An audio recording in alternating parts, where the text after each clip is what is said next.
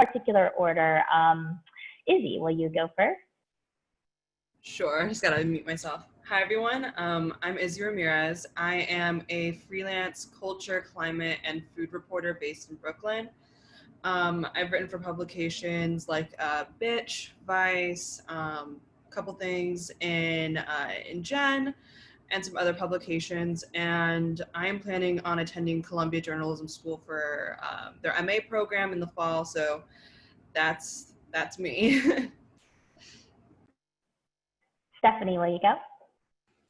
Yeah, can everyone hear me? I'm using a USB mic, so perfect. My name is Stephanie Kuo. By day, I am a podcast educator and trainer at PRX, which is a nonprofit media company that supports independent podcasters and public radio stations across the country. By night, I don't know if that's what you count by night, but my second job is I am the co-host and co-producer of the Racist Sandwich podcast, which discusses food at the intersection of race, gender, class. And we believe that all food and how we eat it, interpret it, is political. Elle, will you go?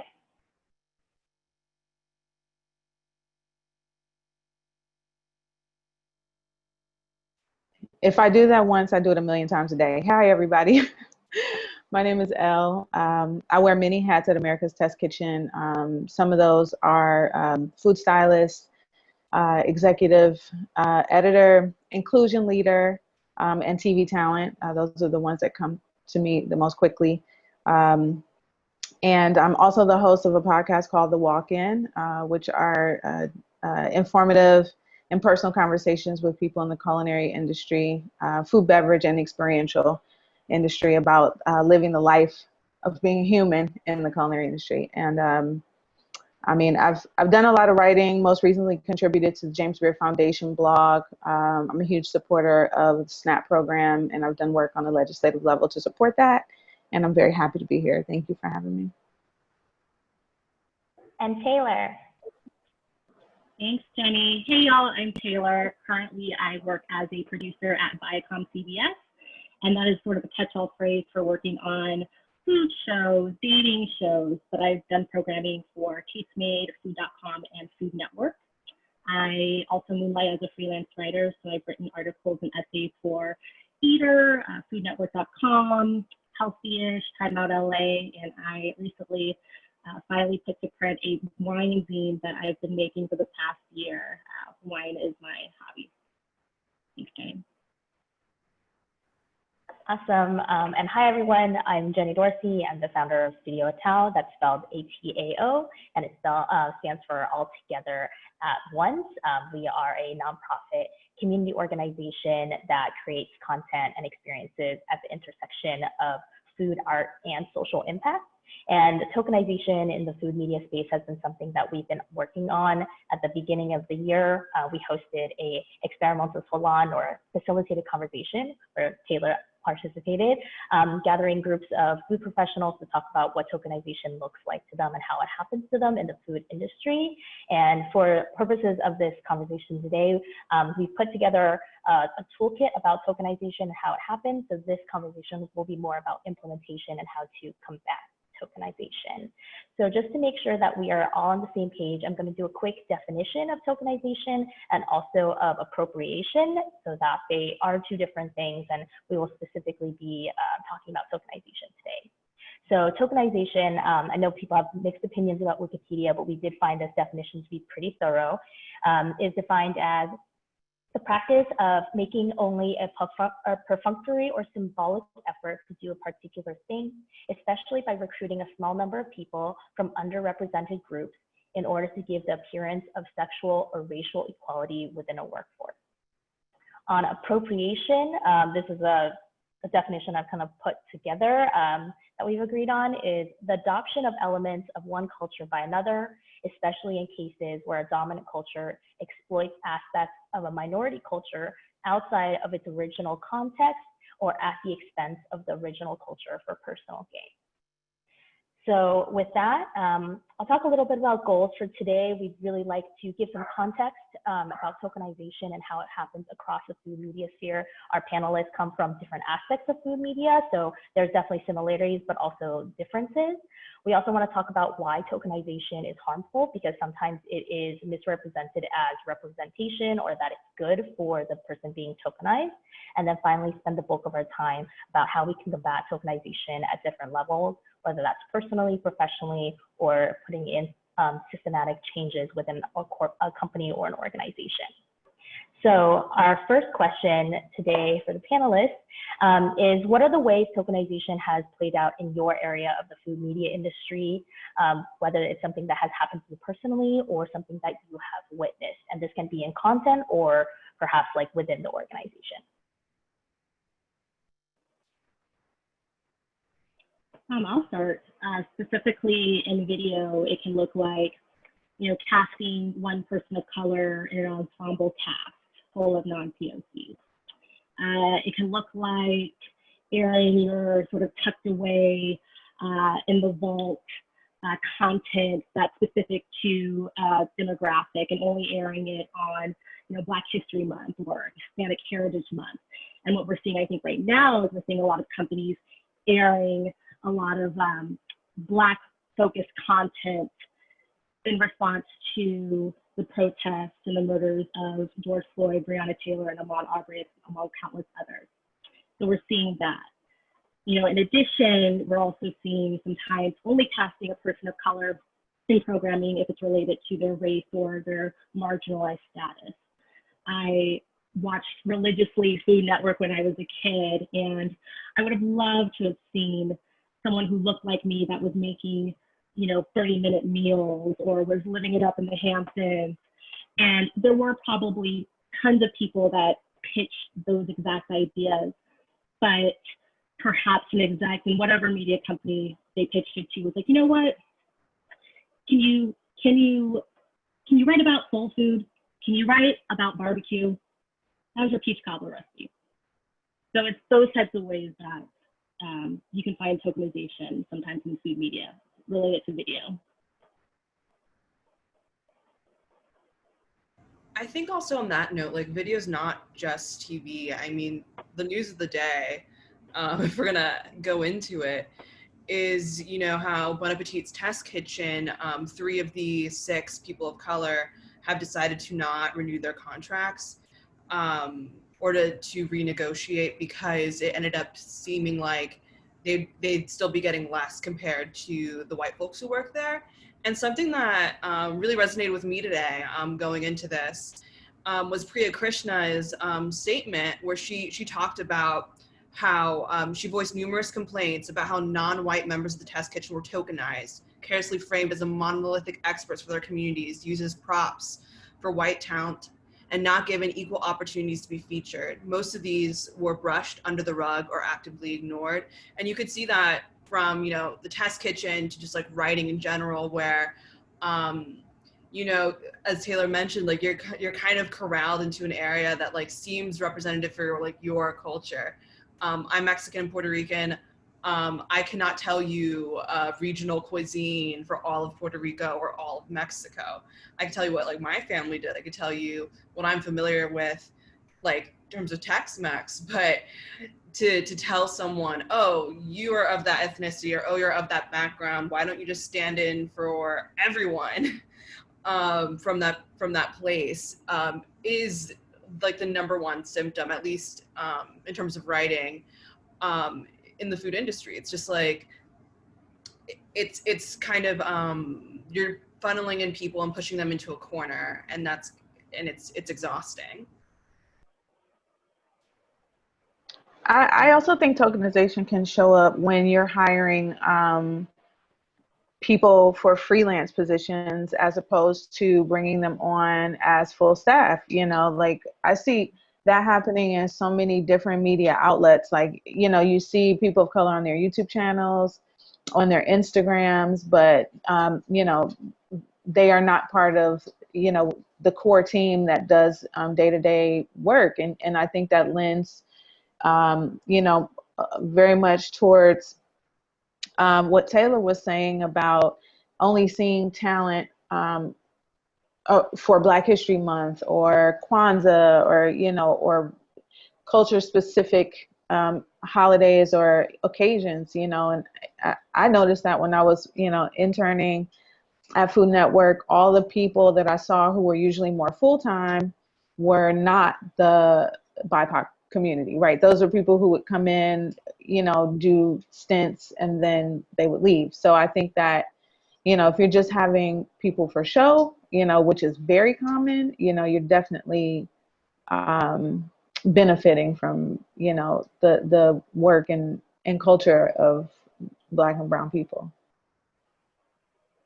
And I think in podcasting too, as a medium that's not considered a legacy medium at this point, I think we're already seeing some of those patterns emerge already, despite a lot of people feeling that podcasting is the new frontier where all of the trends can be bucked and the rules can be bucked, but we're actually seeing those patterns arise.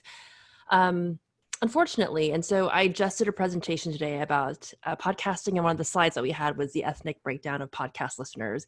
And surprisingly, actually, podcasting is a closer representation, like ethnically speaking, a closer representation of the American population, which is really exciting, especially if you compare it to like public radio or newspaper readership or whatnot. But I will say that, like, specifically what stands out to me is that like Asian listenership still remains one of the smallest portions of podcast listening. And so when you're in my field, when we're training and we're putting on programs and we're putting on conferences and figuring out who we want to feature, very rarely do Asian podcasters make it in the mix. And I have definitely been in the room once where I heard someone say, shouldn't we have like an Asian one in there or something? Like, you know, it's very like, that's what that conversation gets reduced to in the worst case scenarios, where it's like, shouldn't we just have one of them, you know, just to cover our bases? And that's where the difference between tokenization and genuinely wanting inclusivity and diversity, like that's where it diverges, right? Like we're not a quota to reach. We're not just some check mark. I'm sorry, there's also a motorcycle driving by if you can hear it. We're not a check mark, a checkbox to check off. But so often, because white leadership or the people in those positions of power don't know how to actually communicate and interact with people of color, that is about that is the depth of their understanding of how to actually be a supportive person in this industry. So as much as some of the early data shows that podcasting is more diverse than other media forms, again, I've been in the rooms, at the tables and the decision rooms where all that same dialogue, all that rhetoric is coming back up all over again, because the same people run the world. So. And I think a thing to note about like the idea of like, oh, like that one, like get someone to cover that base, like get one Hispanic person, one Black person, one whatever, is that you're setting them up without a system to support and that person to succeed. You're just tossing them to the wolves. You're saying, oh, we're gonna hire this one person, so we seem quote unquote like diverse, but will we actually let them produce the stories they want to produce? Will we actually let them cook the food they want to cook? That remains to be seen when you just decide to hire someone for looks. Yeah. And sort of also to your point, Izzie, your first point, and then to Elle's point about the hiring of people of color, you know, so often I see, you know, people of color being hired in more entry-level positions versus being hired as the ultimate decision makers. And so it is like they're affirmative, like, well, we checked off a box to hire, you know, said person, but, you know, what's the impact that that person can make? And if it's, you know, held by traditionally white gatekeepers, you know, that's really to be determined. I think that's a really like relevant point. And Izzie and Taylor, both of you brought it up during our previous like pre-panel conversations, is the sustainability aspect of bringing on a diverse workforce. Because especially right now, in the wake of a lot of protests, people are like, oh, you know, let's get our diversity writers, let's get our freelance people. But at the same time, those are not being paid sustainable rates for them to really continue existing in industry. So I guess thoughts on how can we make this like a real lasting change versus kind of a quick reaction to what's going on around us right now? I think that one of the things that we can do as, I'll refer to myself as young people coming up in the media industry, is that we don't have to take jobs just because they're offered to us. Like, I think the best way to start to deconstruct the system is when when we're going in for or applying for and going in for interviews, we need to make it very clear, or at least find out the company's plans and intentions for you. Like, are you applying for a position that is eventually going to lead to a leadership position? Is it your desire to be in a leadership position, knowing that you're going to be potentially in a company that is, that has a homogenous, culture, like, you don't have to just take the first job that comes your way. It would behoove us to be particular about who we work for, knowing, history and background. I knew very well coming into America's Test Kitchen that I was going to be the first Black woman to come on to a show. And I knew that with taking that role, there would be a lot of assumption about tokenization. But I definitely came into this role advocating not only for the rate of pay that I thought was appropriate, but, finding out and thinking about what I would like my career to look like long term, and finding out if that is in alignment with what they are thinking that they would like for me to do. And because I know that if there are no people of color in leadership, no other people of color will come into the company. Odds of that are slim to none, because people just hire who look like them, right? Who went to the schools that they go to, So I knew when I came in that I had a mission, not that they needed me to be the person to create diversity there, but as my personal responsibility, if I'm coming into a position anywhere in this media world, I'm bringing someone up with me. And as long as you know that that's my MO when I come in, then we can work together. But if that does not align, then we don't have to take the job. Like, there are lots of outlets out here that can be in alignment with your principles. And the sooner that we start rejecting those who don't, stop giving them our time, stop giving them our community's dollars, then they will get the message. Let's say no to them. We don't have to wait for them to say no to us or put us in a corner and call us their one Asian quota, their one Black woman male quota. You don't have to do that. You don't have to settle for that. We can stop it right there. I want to add on to that too. I think when I was first starting out in journalism, there's just this belief when you're a young woman of color that you do not have the right to choice, and I think, like, you're so keenly aware of that structure, and that the people who are in power also are keenly aware of that, which is why they treat you as if you should be grateful that they gave you a job, and that they should not be grateful that you are there doing the work for them, and you're putting yourself in that position. And so, you're right, there's that personal responsibility. Like, I can take, like, my goods and everything that I'm good at somewhere else. And then if you're an employer, you should also question, like, what is the mentality and the mindset and the attitude you're going into hiring people of color? Is it that you are doing them the favor by giving them the job to work at this great place and do the great work, especially in public radio? It's like, you should be so honored that you're doing such a public service for people. Like, that's a lot of what I was fed when I was a young journalist. But rather, like, maybe you should approach them with gratitude that they would even consider working for you. So it's like, and I've seen that happen, especially with, some underqualified white male employees that get hired. Like, they approach them with such gratitude. Like, I'm so honored for you to work with us. We're so excited that you're here.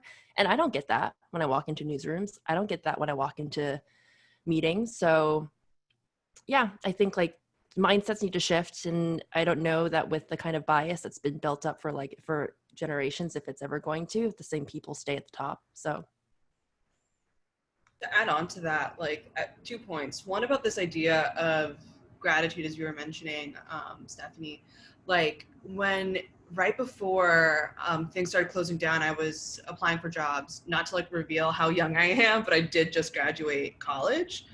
And, like, I was applying, I was, like, getting second interviews, edit tests, whatever. And I was speaking with my journalism professor. And I was just like, I really want to be in a workplace that does, like, X, Y, and Z things, that pays me this amount. Like, this is what I'm trying to build for myself and, like, what I want to do. And she's just like, her thing was like, oh, you're going to be a diversity hire anywhere. You should just, you don't really have the room to ask for things as an entry-level person of color. You have to pay your dues.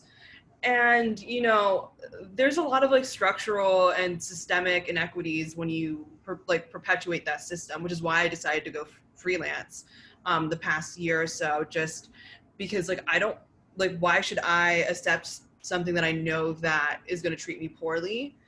And the second point is, and we talked about this during our pre-panel discussion, was, you know, the past like 2 months, I have never seen like my friends and I be so booked and busy.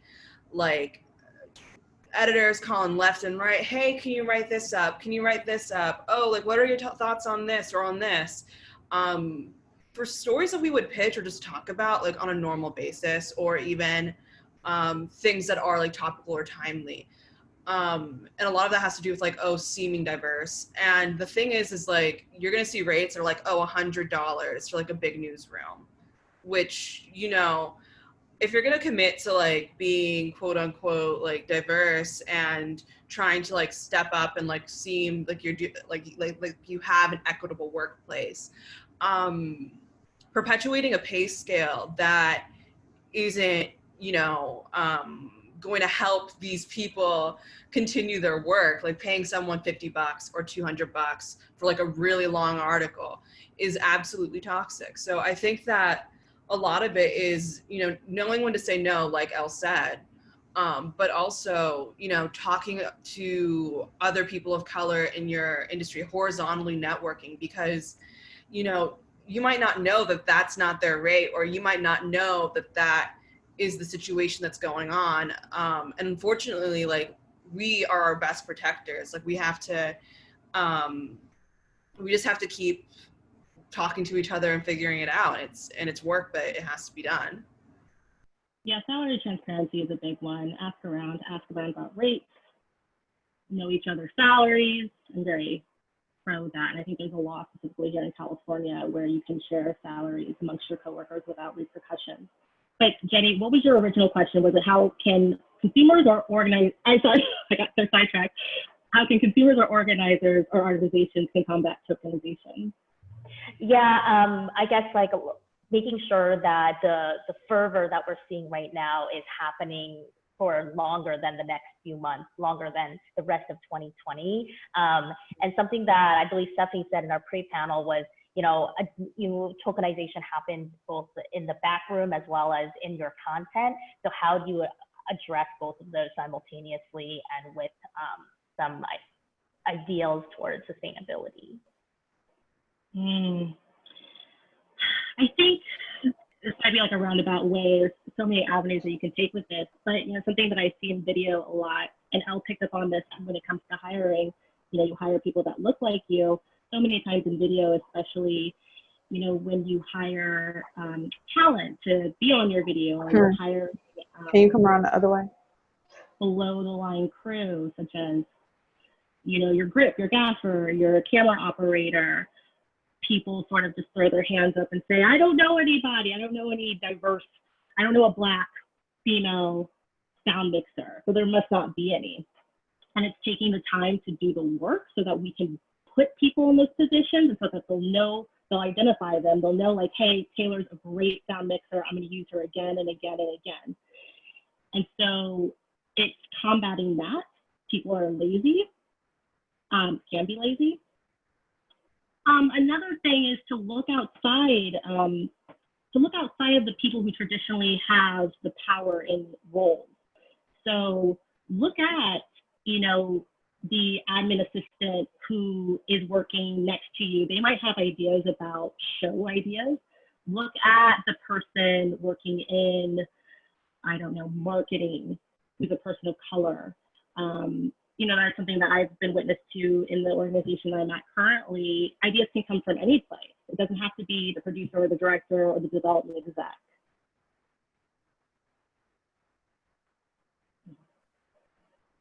I also want to talk a little bit, now that we've kind of been talking about making sure that you're not just filling a quota system, but also looking across the spectrum of just getting more inclusive hires, of how sometimes tokenization can be weaponized and create wedges between different groups of people, and how that plays out in the workforce.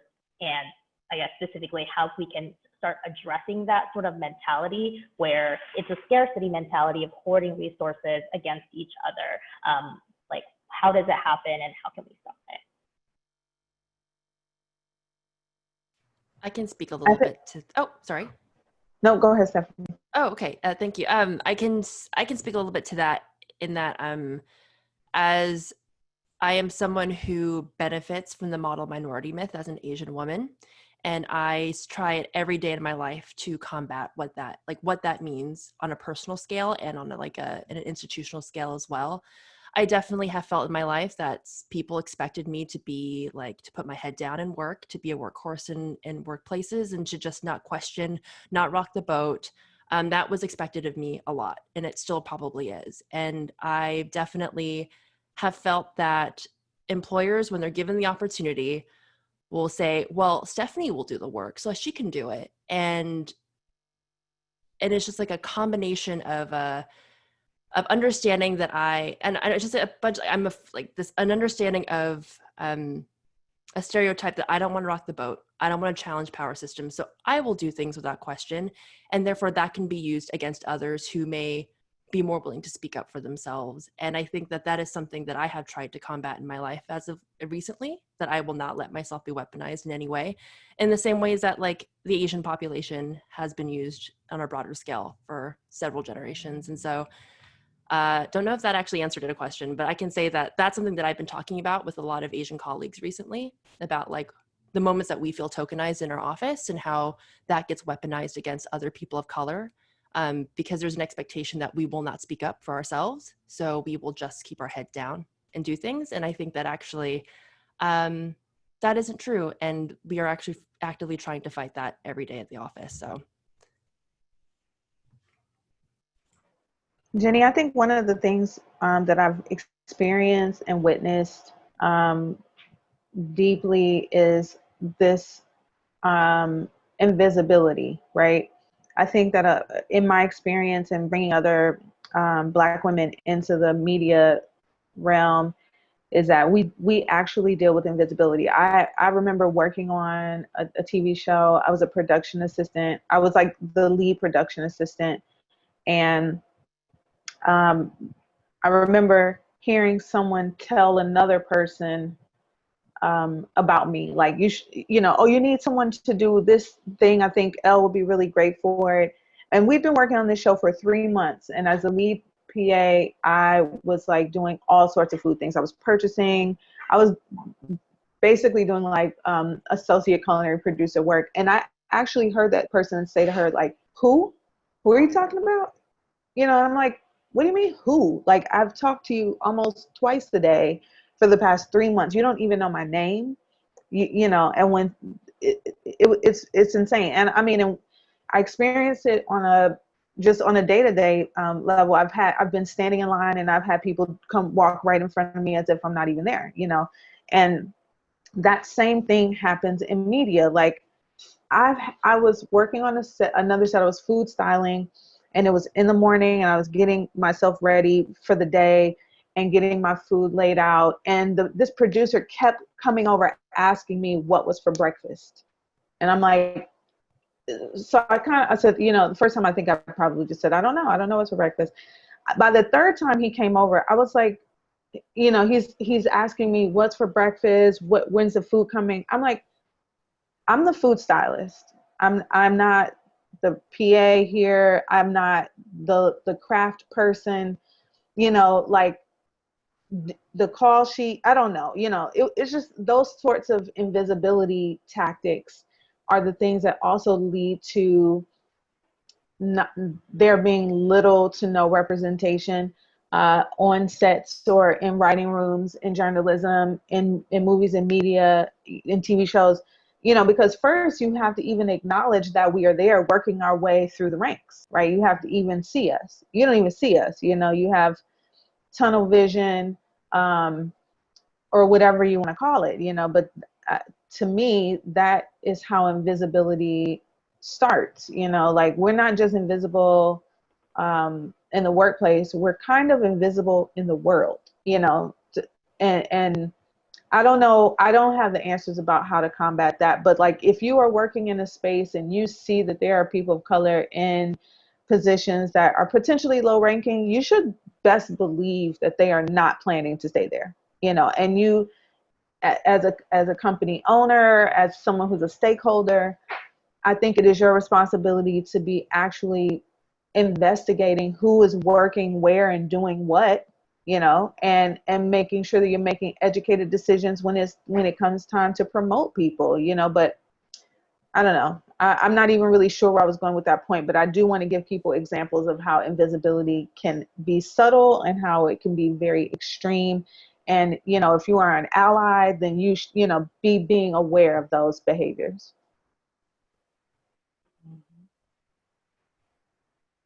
One of the things I know that people have been kind of talking about recently is there's a lot of kind of this pressure, like, oh, we want to fix all the problems. Oh, let's hire that one diversity lead and they will fix the problem. And it's usually like a woman of color. And suddenly all the weight of, dismantling systemic racism falls on that one person. So my question to everyone is like, what are ways that organizations who say that they want to get behind, combating racism, combating tokenization, can actually implement real systems for change instead of, saying that like we all have personal responsibility to do better, but what are things that at a structural level you would like to see organizations, whether that you're working in right now or organizations you're affiliated with or have worked with before, to implement in the next, hopefully this year?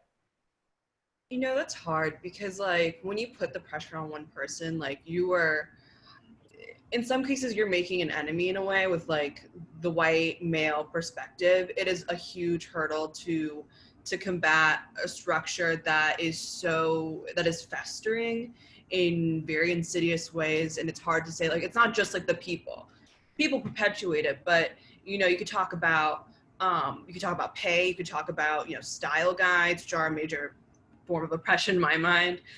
You can talk about the way that you write about certain foods, just even like the choices you use in like SEO headlines. There's a lot there. I mean, you could talk about like auditing recipes. You could talk about, which I think is a good idea. If you have a problem, auditing your recipes is a good start. You could talk about, auditing everyone's pay, see like how long they've worked there, what's going on, like why were people passed up for certain promotions, why were certain freelancers paid a certain amount, or why were stories rejected. I know a lot of people are thinking in that sense, like, oh, like why was a column killed? Like I'm thinking about Ileana Maisonet from Puerto Rico. She was the first Puerto Rican columnist in this country at the San Francisco Chronicle. And apologies if I'm mispronouncing your name, a horrible Puerto Rican. And her column was killed because she disagreed on a little detail for her column that particular month about like I think she was like writing about I want to say like an ice cream buyer, like someone who does like a very specific type of food, and like they wanted to like include something about the earthquakes, but like the earthquakes didn't affect him, and it just like felt really weird. She was like, I don't think this belongs in the story. I would be happy to do a column, like a sidebar for the page, or like something else about it more in depth versus just throwing it in there when it seems random. And then she was told that she was unprofessional when she stood up for herself. So I think like, checking like why were certain things denied? Like why were certain ideas pushed? Like, is it unprofessional to really do right by your culture? But it's hard. It's something that's not everyone's going to participate in, not everyone is going to believe in. So I think like starting there might be a first step, but again, like it's a multi-tiered, complicated situation. I worry. Yeah, I'm seeing a lot of companies come out with like diversity and inclusion handbooks and groups and ERGs, and they're missing a very important quality, which is equity. Diversity is just while meaning and needed, it means you have a diverse population of people. Inclusion is having those people feel welcome, feeling that they feel heard and a part of the team, but there's no action in that step. But equity means that your employees have the same access to opportunities, the same access to mentorship, the same access to growth, and it also acknowledges that people come with privileges to that job and disadvantages. And so you're sort of just like, helping dismantle that system once you truly have an equitable workplace. And what having equity in a company could mean is making sure that people have mentorship opportunities in every step of their, whether they're entry level, mid-manager, or executive level. It means having growth plans. It could also mean, and definitely it means, having pay equity amongst certain groups of the company. So making sure that one entry level person isn't coming in $20,000 below another person with the exact same experience. So those are just some examples. I agree with all of that.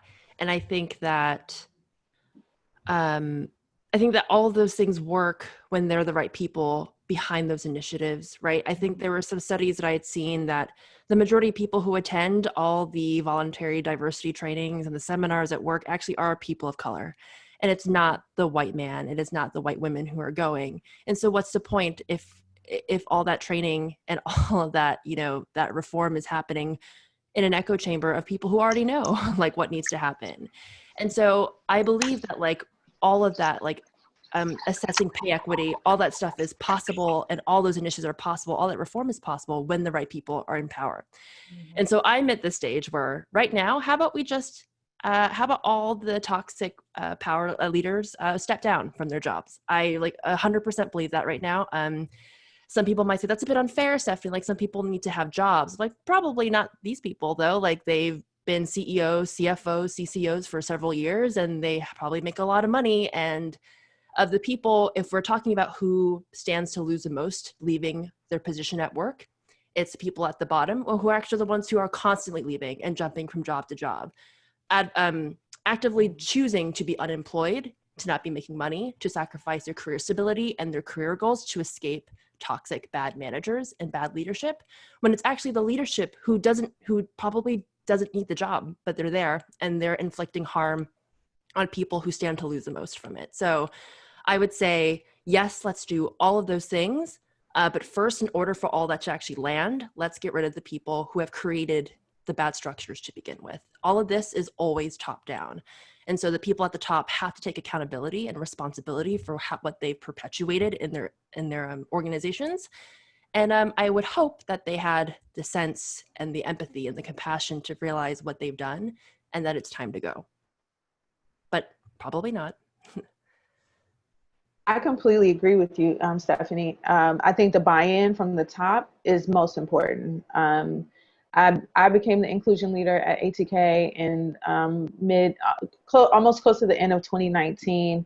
And one of the things that I had to be certain of before I accepted that position was that no matter what, the company was going to support the initiatives, right? I needed to know I was going to have support and have full buy-in, and that they were actually committed and ready to make the change. And once I got all the nods that I needed to have to feel comfortable to take that position, I moved forward. One of the other things that I did that has, one of the other ideas that I had that turned out to be very fruitful and successful is then getting the company, the employees buy-in, right? So I created a diversity council, which has representatives from every team in the company. And so everyone gets all the information. And also now everyone who works there becomes stakeholders in the results of creating this equitable environment that we want to create. And we're creating it on our own terms. Like very little has actually come down from the top. Most of it has come up from the bottom. And we've also created subcommittees that focus on, we have a subcommittee for the editorial team. We have, subcommittees that focus on style guides. We're auditing everything that we have in the social media world. I won't say we're hitting every single thing from 20 years, but we are definitely doing audits to make sure that, the language that we're using and the way that we're respecting food and culture is being, looked at, examined, and reformed in a way that we're showing respect to cultures, right? And again, these are the things that ideally the leadership in the company wanted to see, but it was really the buy-in from those of us who worked there and to be given the autonomy to figure out what change looked like for us and how we wanted to implement it. And, you know, a perfect example is that we have been for some time working on a cookbook that was inspired by Asian cuisine. And when we say Asian cuisine, I think we all here know that that is a vast representation of foods. And after doing an internal audit, and looking at the book and the way that we had done it, this book was almost ready to go to print. When, you know, once the audit was done and, you know, we really assessed what we were getting ready to put out in the world, we decided that this is not done in a way that we feel would best represent Asian communities and cultures. So we scrapped the book, you know. So a part of that is, and it's not, I'm not telling this story to get a pat on the back, but what's important is that the company, whoever it is, cannot be dollar driven, right? You have to really be people driven, you know, because if you're dollar driven, you don't give a damn what you put out there, as long as the recipe gets you likes or follows or clicks or, you know, or whatever people get in the social media world, right? That generate revenue for them. But, you know, they cannot be dollar driven. Like, they really do have to care about people. And I think only then can you even really open your mouth to say that you're committed to change. If you don't care about the people who are going to see it and read it and have feelings and emotions, and, you know, you're not just talking about a meal, you're talking about the way someone grew up. You're talking about their grandmother. You're probably talking about their 5,000-year-old history of their country. You know, you're not just talking about a piece of protein or vegetable or a cooking method, you know, you're talking about people. And if you don't have a grasp on that, you're not even on the same street as equitable, diverse, and inclusive environment. You're not even on the block. You're not even in the car. You're not even looking at the map. You're just not, right? And I think on the level, like, people driven, like, if you are a CEO, an editor-in-chief, or what have you, and your workplace is trying to unionize and you have not let them unionize, what are you doing? Unions are so important for, you know, just like peace, state of mind, in terms of like knowing that your rights are protected, knowing that as a collective you are, you know, fighting for everyone's ability to be paid equally, for their ideas to be protected, etc. So I'm keeping tabs of every single company that's having problems at the table, trying to ratify contracts or whatever the problems are. We're listening, we're paying attention. I just really want to quickly like echo again like Elle's point, because for the longest time I always thought it was a little Pollyanna-ish of me whenever anyone asked me, you know, what can we do to change the power structures of like the white gatekeepers? What will make them finally get it? And there's so many studies about diversity is good for business, diversity is good for innovation, diversity will help the bottom line. But if you don't believe that that is the right thing to do, that is the ethical thing to do, that is the moral thing to do, you're never going to get it. You're never going to get it. And I honestly don't know how to teach people that. I think that comes, I don't know. That's actually a great question for everybody, other than, you know, reading books, but it really has to come from your heart. I'll also tag on to that question is like, many times you need both this moral, personal incentivization for real change, and then you also need the financial incentivization of your company to actually be aligned with the diversity, inclusion, equity efforts that you have. And many times it's, especially after movements like what we're seeing right now, there's a lot of this moral like heyday, like, oh, we got to do something, but financially the company still benefits from, you know, tokenizing people, from taking advantage of POCs, etc. So what are ways that you think we could actually align those two incentives too, of like the company only succeeds when they are treating people properly? Obviously, we can't wait years for it to blow up like Bon Appetit. What are the ways that we can better hold companies accountable now, and also make them want to hold themselves accountable because they see their financial success as something that is directly tied to representing people better? I just learned today of a certification, and I wish I could remember the name. I think it starts with an E something, but there's a certification that companies can aspire to, and they are graded um, within the certification on how they meet, certain company goals as it relates to having equitable workspace, and the rating is public. Like when you improve and you meet certain percentages, and you make these shifts and changes, the more the certification actually puts the company out to be like voted like best place to work 2021. And I think those are ways to incentivize. Like, you have to pay for the company has to pay for that certification. It's under $3,000, but a company can pay to get the certification. But it can also, I think it's a small investment for having some method of keeping yourself accountable as a company, and B, letting other people, people in the world see that you're more than just talk. You're not blowing smoke everybody's bum, and I think that those sorts of tools, while the company has to pay for it, it is really a great way to incentivize, because when people see that you do good work, they want to come and work for you, and they want to come and do good work for you, right? And when your staff is doing good work for you, you're making money, right? It is statistically shown that companies that are more equitable and diverse make more money. That is not a supposition.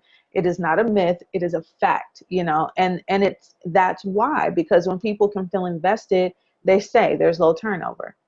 When people feel invested and they feel celebrated and they feel welcomed, they tell their friends, and people are applying left and right. They want to come and work there, So the money, nobody makes money overnight. Making money is a result of an investment, and if you invest in what your reputation is in the industry without being told or probed, you will see the money. That happens, and the people up at the top know that. We don't have to tell them how this thing makes money for them. They know how money's made. They know how money's made. But what they don't realize is that not changing not only stifles your work community, it will eventually stifle you financially. Because I don't know how Bone App is doing with money right now, but if we had to judge by the past 3 weeks, maybe it's not doing so well. I don't know, but like I haven't given any of my dollars, so that's pretty much how that can go. This is not a quick fix by any means, but in video, leave comments, unsubscribe, dislike. Any major media company has a team of audience development managers, strategists, social media managers that call through comments that have to report on how many people have unsubscribed per video or specific videos. So it's not going to automatically, make us lose a sponsorship or ad dollars, but if enough of those negative comments come in, then there's an awareness there that might not have been. And also in terms of like in written media, online media, what have you, you could just like open up a magazine 5 years ago. Are you embarrassed by it? And I think like the work that like stands like the test of time is work that has passion, is like well fact checked, is clearly rooted in investing in a person and their ability to write and report on something, whether it be their culture or something else.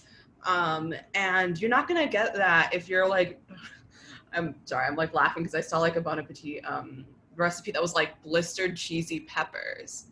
I'm sorry, what the hell is a blistered cheesy pepper? I'm not gonna Google that. I'm not gonna look at that. Call it what it is, jalapeno popper. And that's even just like standard American food. Like I don't even wanna know what's going on with, Mexican food, with Filipino food, whatever.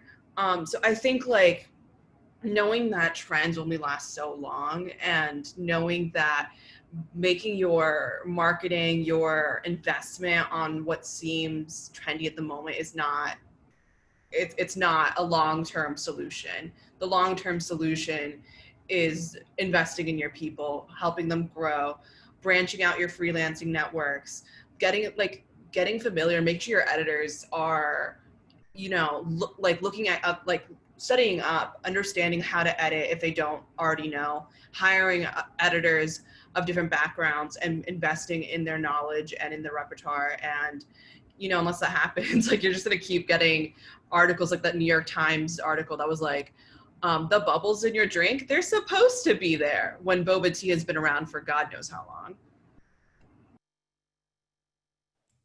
I also wanted to talk a little bit about relationships, because a lot of, I think the worry or the confusion right now is like, how do we manage the different types of relations that are happening with different power dynamics, different people, different backgrounds, and have different roles within the company. So for example, an editor that I work with was talking about, if they do want to assign a story, and we're thinking about tokenization, do you assign a story that is about Mexican food and specifically seek out a Mexican writer for it? Is that tokenizing versus making sure that you're asking around, like how do you even go about changing this sort of the classic assigner-assignee relationship so that it feels more equitable? I don't think there's a right answer, but just would love to hear thoughts on ways to make that, feel more natural, feel like this is something that people are invested in on both sides. I think it's saying yes versus like, in terms of like, if you, the assigner, get a pitch from someone versus you trying to assign out, that is a much more natural process. When you've already established a reputation that you publish work from all backgrounds. I think Eater New York and like the Eater publications do a really great job of this. In terms of their style guide too, like, making sure that they're not using words like ethnic or other describing words that could like belittle someone. But yeah, I think that it is a much more natural process to like, if I wanted to write about like Texan barbecue or like tostones or whatever, for me to pitch that to someone versus like them assigning it, because then it does feel tokenizing. I do think like in my experience, I do appreciate like a phone call that's like fielding, okay, hey, like we're really impressed by your work. And this is what we're kind of looking for. We're looking for features. We're looking for this. We're looking for that. Like, what are your ideas? And trying to make sure that's a conversation, not just like, hey, Izzie, can you write about like pico de gallo for Monday? And I'll be like, no, no, I don't want to write about pico de gallo for Monday. And I'm not sure if that's necessarily sustainable. I mean, it would require editors to know, people that aren't their typical roster per se. But I think like that's your job. Your job is to like read other outlets, to get familiar with new voices. And if you're not like actively doing that, if you're not going to NAHJ, NABJ, if you're not going to all the different conventions and seeing who's there, going to state schools, going and like setting up booths or like setting up pitch guides, you're limiting yourself, because then you're going to be in a situation where you're like, damn, I don't have a single Black writer. What am I going to do? Well, then you're screwed. You don't know anyone. I don't think I mind when people pitch direct ideas to me about things. My concern is always more about like, what is it for? Like, what's the story? Are you going to take all the authenticity out of it once I write it? Or like, is this legit a story about cast iron skillets, or you just want, what's the history of it or whatever, like. I don't mind a direct pitch, because perhaps I might be the expert, on something. Maybe I'm calling myself the expert at, how 5 ways to fry okra. I don't know, but if you're thinking that I am, as long as you're not taking my content and stripping it of all of its integrity and authenticity and the narrative that you're asking me to apply, I really don't mind, like it's for me, as I'm sure it is for all of us, is an honor to always represent our culture in the way that we do it, but it is up to us to investigate, what people are going to do with our work, and Lizzie, I think you're so right, because no, I don't want to just write about something for Monday, unless you're telling me Monday is the day for authentic pico de gallo. Because then if you are, then let's get into this history lesson and let me tell you about where it came from, where it's going, and what, maybe the bastardization of it. I don't know. Maybe that's the angle you want to come from. Like, this is how pico de gallo lost its flair. I don't know. But, don't ever ask me to write something when you know that you're going to strip it of its integrity. And I think that, again, this goes back to my comment about how we have to be aware of who we're giving our time and talent and attention to. Like, we have to be aware. It is okay to turn down an approach for writing, but also what I do know is that marginalized people usually we're not typically in a position to turn down things. It's more so freelancers. We need, I did it for 10 years. We need every single penny we can get. But in a time like now where our work, it appears that our work suddenly has such great value, now's the time for us to say, because you think my work is so valuable and you are so interested in doing this, I'm not going to take this certain rate of pay. And I will write it if you can tell me what context this is being used, And so, I think that should definitely be our firm approach from now. I'm always telling other food stylists, young food stylists, don't take less than $750 a day. Don't do it. And to add on to that as well, I think I also don't mind being pitched stories that about, there's an ambulance coming, about Asian issues or Asian food, because in a newsroom where I am perhaps the only Asian person, I am probably the best equipped to tell that story. So I can appreciate that, right? But I also want to understand if you've put some thought into why you chose me as the person to pitch to, right? Is it because you see me as a whole person who has an interest and a passion in these, because I have done good work doing this in the past? Can you articulate those reasons? Am I a whole person with a background and expertise, or am I a person who represents a race to you, or the closest thing to that thing that I need done, right? And and then the second step to that is, after I've accepted that work and I have done that work, are you going to strip the ownership from me or my own agency in doing it as the person you first entrusted to do something? I was a freelancer for a while. I was a freelancer for a while after I quit my last job in public radio. I think someone said, like, once I quit my job, I had a ton of freelance work. That actually is what happened to me. So I got all this freelance work, and I was writing for the Alt Weekly in Dallas at the time. And I had just tweeted, I think, about how frustrated I was in inauthentic, Asian fusion restaurants in the North Texas area, because they were all just garbage. They were all just terrible. And so someone at the Weekly had pitched the idea to me. It's like, hey, would you like to write about this? And I said, sure, I'll do it. And I had written a headline that I wanted. It was about a person, why I won't be eating at these restaurants. And they decided to change the headline to, this is a problem with Asian fusion restaurants. And just the semantic difference in that immediately puts me on the defense. I now have to defend this statement they made as opposed to my opinion. And everyone who was reading it was assuming that my opinion was somehow being articulated as fact, even though it was. But readership, the readership of that magazine didn't know that. And so I said to them, I was like, wait a minute, this is my experience. I am one Asian American woman feeling this particular way. You might go down the street and find another Asian American woman who doesn't feel this way at all. So I don't like that you turn this headline into a way to create a monolith of Asian opinion in the Dallas area. And they didn't change it. They just well, this is going to be the way to get people to read it, right? And well, who are you, right? Why do they care what you think? I'm like, well, then why did you pick me to write this article then? So it's it's a combination of, do the research about why you want me to do something. And once you give it to me, just let me do the job and let me have ownership and agency over that. And don't try to, as Elle says, strip it of its authenticity, of its soul, of its its personality, all that stuff. So that is just an immediate answer. I am still bitter about that headline, and it still lives there, and I don't know how to ever escape it. I sometimes still get emails about it, and it's been 3 years now. So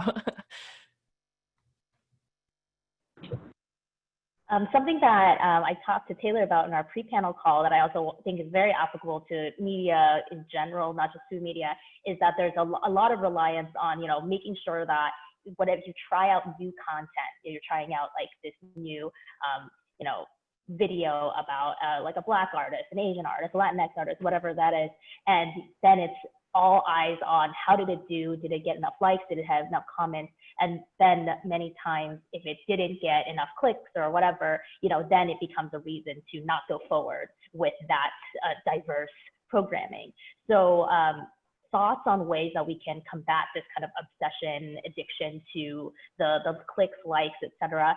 I know that's obviously tied to financial means in the company, but how do you even system that is clearly stacked against POCs? How do you even break past that so that there's enough opportunities for people of color to even show that they can get the same number of likes, they are just as relevant to the American audience as everyone else, with the often limited opportunities and time that they are given?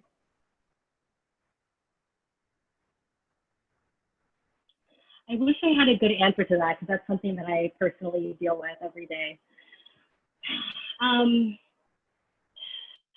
It's hard because in those instances, as you had mentioned, we are looked at as being representative of a whole group. And if you're successful, you have paved the way for all of us. And if you have failed, then, you know, there's a chance, and this is, you know, slightly hyperbolic, but, you know, that this company may not work with you again. I think that we have to set, I think someone else mentioned this earlier, we have to set our talent up for success, our videos up for success. Some videos have marketing pushes, PR pushes. Those need to be across the board for everybody, for every video, if budget allows, of course. And it has to, you just have to keep going. You have to keep putting new faces, I believe, in videos. You can't expect this perhaps to hit. Because if you've been pandering to, for example, a white audience, then they're gonna expect to see something that you've been putting out there for years and years, or however long your media company has been, you know, putting out videos. So you have to put that diversity out there and keep putting it out there. But I'm still trying to figure that out myself, to be honest with you. That's really a good question, Jenny, because, you know, at America's Test Kitchen, we've really been talking about making sure that we're representing food in a culturally competent way, but also not tokenizing, right? We don't want to just have someone making food, you know, like we're not going to just have a Black person come and do fried chicken because we assume all Black people eat soul food, or that soul food is part of the standard Black American diet because that is holiday food. That's not the standard African American diet, you know. So it's like, I think one of the things that we're trying to figure out in general in media is how to select talent according to their niche, right? I think that's a practice that should become a new practice. Like when we're looking at talent, especially when we're looking at people of color, we're not a monolith. None of us are. We're not a monolith representing an entire race of people. None of us are. You know, but looking at people for what their exact talent is, you know, like there are lots of talented microbrewers who are Black. There are lots of talented, you know, winemakers who are Black. You know, like it's not just about bringing someone in, you know, like a Polish American person to come in and make punchkis, or, you know, it's about really deep diving into the fact that just as much as there's a diverse way of bringing in people, there's also diverse talents that come connected to those people, right? And I think the moment we actually start looking at what kind of stories we want to tell about people and food and media, it becomes a lot easier to kind of sift through who could or should represent what thing, right? But you also want to be thinking about authenticity, right? So this is that gray area that Taylor's kind of talking about. Like you still want to be, you don't want to bring in someone cooking something that they shouldn't be cooking. Like, and not like no one has the right to cook a thing, but you know, if you are not an expert in that, you know, you should leave the wheelhouse for the wheel, right? we get so many comments on some of our social media videos on YouTube, like, why is this white guy teaching us how to make dumplings? You know, is it possible for a white guy to love dumplings? Yes. Is there someone who's probably more appropriate to be teaching us about the history of dumplings and such? Yes. You know, do we need to dig deeper to find that person? Perhaps. Could we be having our white people having a different conversation about food while they're making it? Absolutely. Like, I think as long as we're leading with authenticity and, you know, respect as opposed to appropriation, you know, you can be doing greater good in the world. You know, like, I think it's very important. I think we should all be able to have a universal conversation about food, but like, you got to be, you know, you got to be telling the truth about it. You know, are we willing to tell the truth about food? You know, a lot of people are not. A lot of people, we need to. That's a good first. I also think you have to expect like growing pains with any investment. You're not going to see immediate turnaround in anything. It's like you can't expect to run like 23 miles when you first start training for your marathon. You're gonna like fall on your face and break like a hip. You just have to take like you have to just take your time and make sure that like, am I doing this with respect? Am I doing everything like with Elle outlined? Like, I think that was absolutely beautiful. The idea that, you know, people come from so many different backgrounds, have their specific niches, and let them tell their stories and let them work with their food with like such love and care. And that's what it's all about. Like, who wouldn't want to watch someone like, you know, I don't even know, like craft a beautiful samosa with like care? You know, I would watch that any day. As long as I knew that like that person is like entirely invested in it. And that's like, and it's just like any company just has to recognize that, you know, it's going to take time and you just have to keep doing it. There's no other choice. Like, you can't, sometimes you're just going to have to do it. Like, it doesn't really matter. If it's uncomfortable, it just has to be done. Well, with that, I wanted to leave some time for questions. We have about like 18 minutes. So if Annie and Joanne, if you'll do us the honors of opening up our chat, and everyone, please feel free to chat some questions. I see a test. Perfect. Chat us questions. We'll go down the list and pose them to our panelists. We'll go to the chat.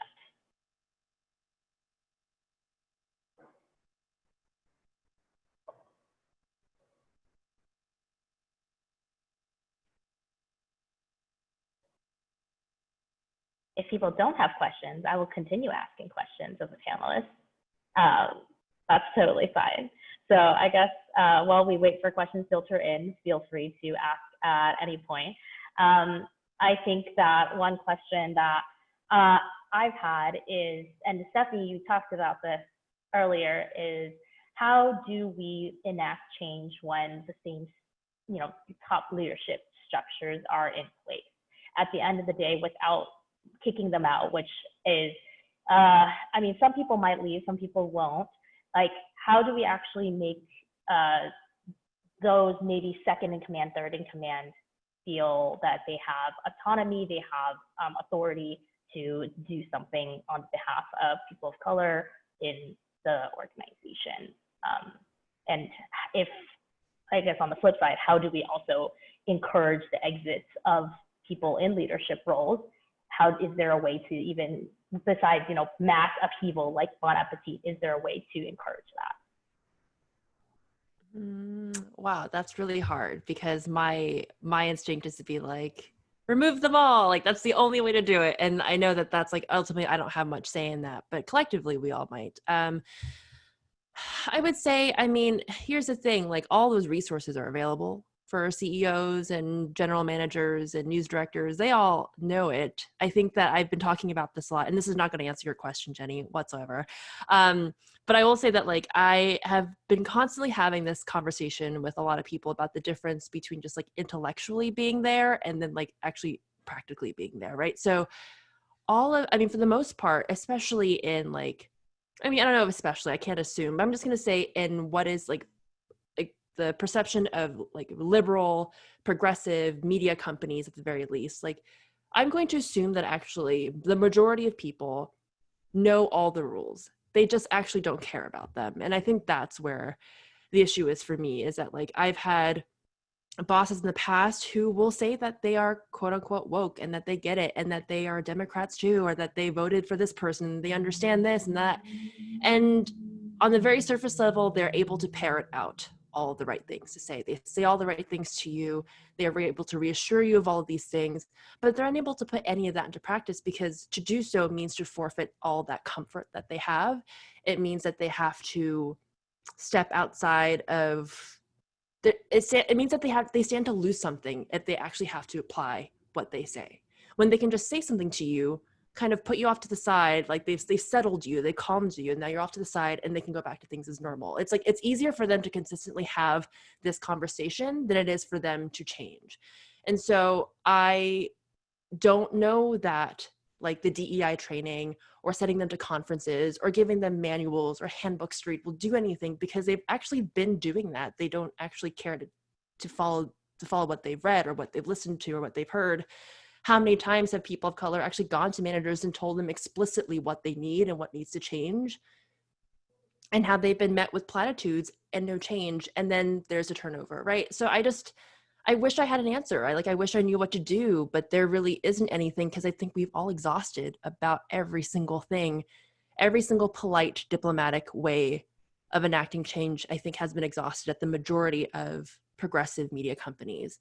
And so I advocate for radical overhaul of organizations, because that is the only way. Reform doesn't work, because reform means change, reform means sacrifice, and they don't get to where they are by sacrificing. They don't. They get there by enacting harm on other people, I think.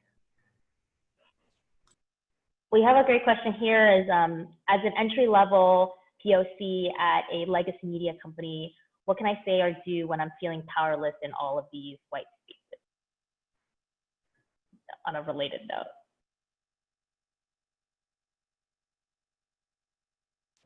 Oh, that's hard. Yeah, that's really hard. Yeah.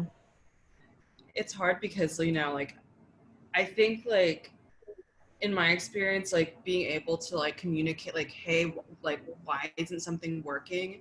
And, like, make sure it's, like, a real discussion. I feel like if you're trying to do it over Slack or, like, through email, you could kind of lose the meaning of it. But just be like, if, like, let's say, like, you're writing up an article in, like, some restaurant, or you're writing, like, a feature profiling someone of your same background, and, like, the way that your editor wants to describe it is just, like, really off and, like, feels kind of gross to you. Like, have a discussion that's not really about, like, this makes me, like putting blame on them, but kind of, like, educate them and walk through that situation. But, like, it's tough when you're entry level. I'm entry level, and it's hard to, like, advocate for yourself. But, you're gonna regret not speaking up more often than not, because, like, you have to be productive of your byline and of your work, because that follows you forever. If, like, Stephanie was just talking about how she's still pissed about this article, and like, and she spoke up about it, and at least she knows that. So I would just say, pick your battles wisely, and, like, try to make sure that it's from a place of, like, care, and that you're explaining why you feel a certain way, and know that you're not going to win every single time, but it's good to know why. I think workplace allyship is really important. I've actually been kind of grappling around with this idea. We're going to be getting lots of new hires during COVID, and how to make them feel welcomed in a workplace when everything is virtual. And I've been thinking about things like my colleague, Sarah Young, actually mentioned to me that when she came to ATK, she had, like, a onboarding buddy, and her onboarding buddy happens to be, like, one of my favorite people, who's, like, one of the most woke young white women I know, and she will go to bat for anything that she thinks is unjust or wrong, And I can guarantee you that if you are in a large company there are people there who might not look like you, but who think like you. And it would behoove you to like align yourself with those people, you know, try and find your allies at work, especially. You'll even find that there are probably even people in leadership positions who think like you, and, you know, share the same feelings and ideas about things being properly represented in media. Find those people, find your ally buddies at work, and, you know, align yourself with them. You don't ever really have to face anything alone. There are people there who will stand with you, you know. That would be my advice. I totally agree with that, Elle, because at my last job, I had a couple of friends where, like they were the only reason why I stayed for as long as I did, because they were true allies and they were friends. Mm-hmm. And actually every day at 11:30, we would take our lunch. All of us would rise from our desk at the same time and we go sit out on the picnic tables. And I'm pretty sure all of our bosses knew that we were out there to talk about them because it was very obvious that's what we were doing. But they were, you know, we had lunches, we scheduled lunches. It's really important too that just the small things that allow you to get by, which is like take your lunch break and take your lunch break with some friends, right? Have happy hours with those people, have chat groups, and like, I think I read somewhere on Twitter, it was like a joke that like someone should invent an app where it connects you with other people who like hate the same people as you, so that you all can just kind of talk crap about them. And someone said, someone invent this app because I need to know who else hates my manager too, besides the people I work with. But I just think too, like that kind of, you need to form those alliances and those bonds where you can. And because I promise you, which is the sad thing, is no matter where you go, you're going to run into the same problems, which is why I tell people like stop running and let's just start changing things from inside. Because so wherever you are, like form bonds, form communities that can help advocate for you when it comes time. I remember all the friends that I had at my last job, when I felt uncomfortable speaking up for myself, they did it on my behalf. Yeah. So. Yeah. And vice versa. Really quickly, because everyone has said everything that I totally agree with. On that same note, Stephanie, is like taking your lunch break. Those small moments of, this is such a co-opted word, but self-care, not responding to emails past a certain time, like very small things that you can feel as if you're getting some of your time back if you feel powerless within your office, not responding to Slack. Saying no. Very hard to do. I'm still working on it myself. And not everyone has that privilege to say no, I recognize. I also think coming into the workplace in your full authenticity is very important. Like as you get older and you start moving to different companies, when you come into a company, it is very important to be your whole self. Like don't work yourself out of the habit of playing small because you might be the only one in the room. Actually play big because you're the only one in the room. I always think of myself, I'm representing, and this is not to double back on my comment about being a monolith, but whenever I go into a place, I know that I'm representing all the Black women, whether I want to or not, you know, whether I feel like I should or not, I am. And I want to always be giving, you know, my impression is the one that everyone, like the next time they look at another Black woman in an office, they're going to think of me or they're going to think of somebody else. And I want it to be me, you know?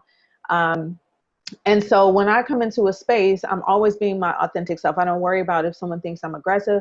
They laugh at me at work. When I come into my food styling shoots, the first thing I ask the crew, and anyone who, I have coworkers on here who will attest to this, who are in the audience, I walk in the door and I say, are y'all ready to get this Black girl magic today?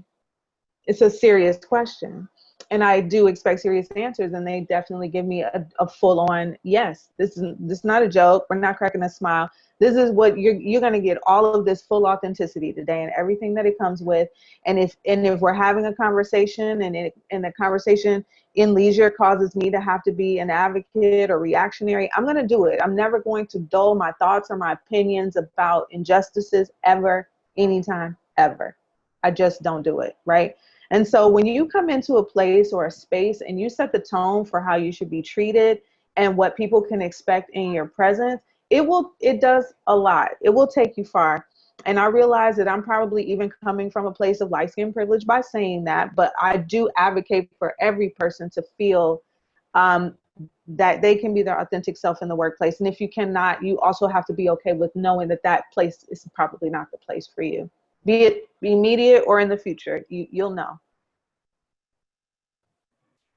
We also have a question related to our conversation right now about allyship and finding your tribe is, as a white woman in a dominantly white company and in a new role about a month on the job, is it more helpful to step out of the way for other companies actually putting in the work to dismantle tokenization, racism, or what are ways to thoughtfully partner and create with people of color brands run by POC long term without it looking performative and without being able to back it up in the boardroom? Y'all are asking some deep questions tonight. We might have to have a part 2 of this. Let me see.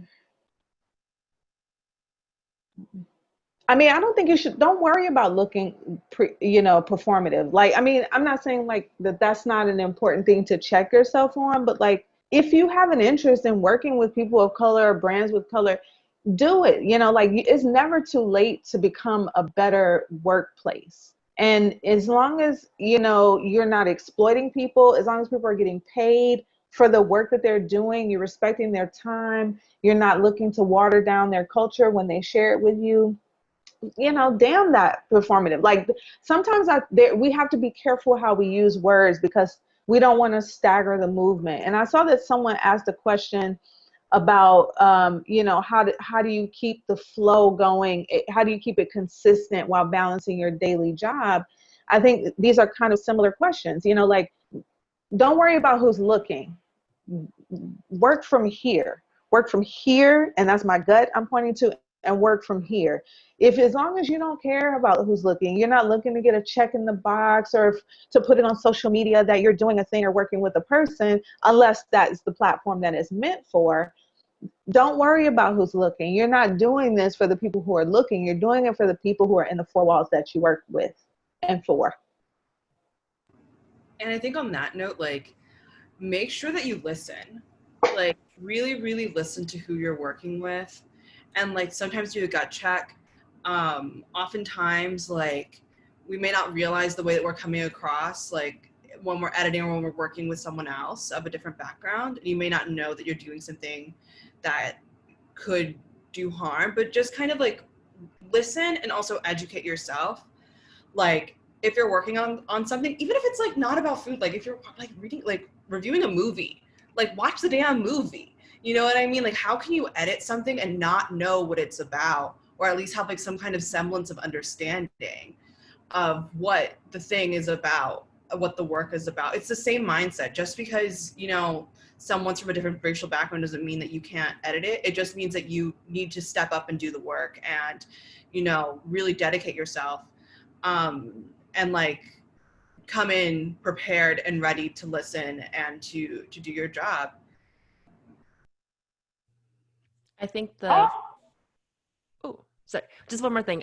Just to echo all these points, I think like being in the early phases of trying to enact change at your company or where you are is going to feel awkward, and it's going to be uncomfortable, and it's going to be clunky, and you're going to get some stuff wrong, and it's going to embarrass you, right?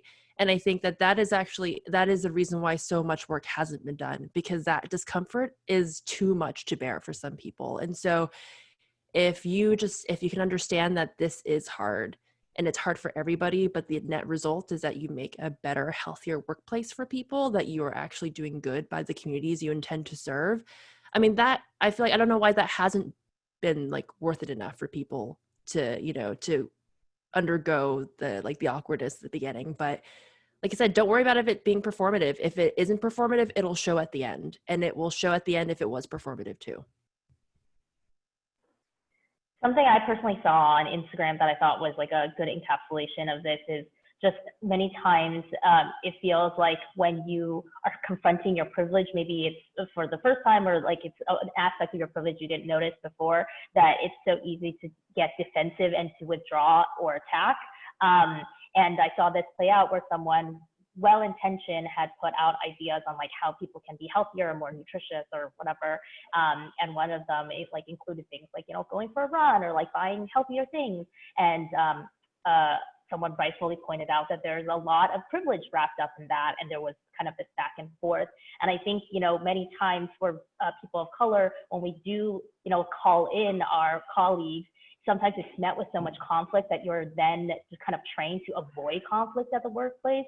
So even for you to kind of show people that you're willing to acknowledge your own privilege and work on that, and you know, introspectively think about that, I think like empowers other people to continue speaking up, especially to more and more leadership positions. So yeah. I'm going to add to that someone pointed out to me that a very key characteristic of a white supremacist workplace is a fear of conflict and being conflict averse. So.